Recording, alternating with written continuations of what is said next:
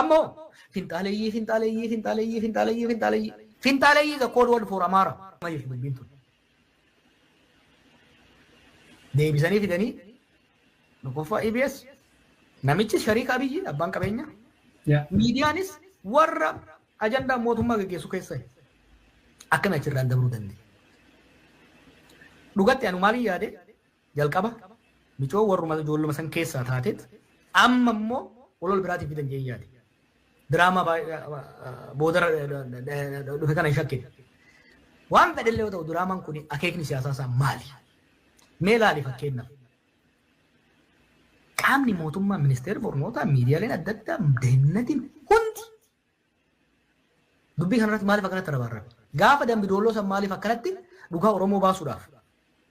Gaafa ijoolleen butamte jedhamu san Oromoo irratti dhiibuudhaaf hundi isaa miidiyaan hundumtuu deemnatiin poolisiin hundumtuu shanee.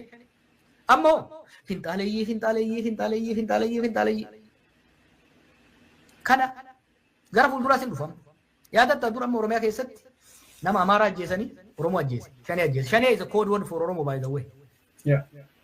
Fintaaleeyyii is a code word for Amara. Namni hin shawwadamina. Code wordidha. Remember when I wrote about dehumanize, defame, dehumanize and destroy. Amma maal barbaadu waa lama barbaadu. Tokkoffaa Amaara aarsuu barbaadu. Amaarri already mootummaa kan mootummaa Oromooti jee walirratti mootummaa qoratan ta'e Oromoos akka jibbu barbaadu Amaarri.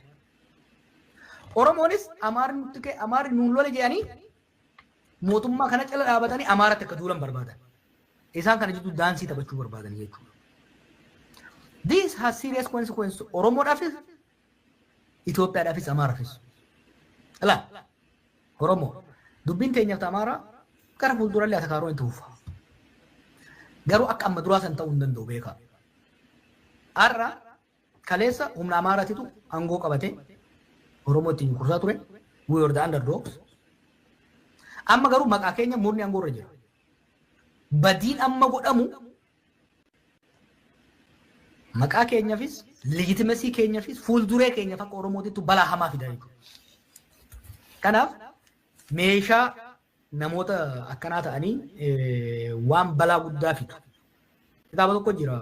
Kitaaba barsiisan dur barsiisee barreesse. Uummanni yeroo baay'ee miidhame victimize ta'e dallansuu hamaa keessa yoo seene badiitti naqamuu danda'a. Sodaan guddaan ani qabu. Wanni an dubbadu yoo hedduu kana namoota hedduu akka dallansiisu nan beeka. Again ani sin gammachiisuudhaaf asin jiru. Waan badiitti sin geessu irraa himuun barbaada. Amaaran wal loluu soo barbaanne dhugaarratti dhaabanne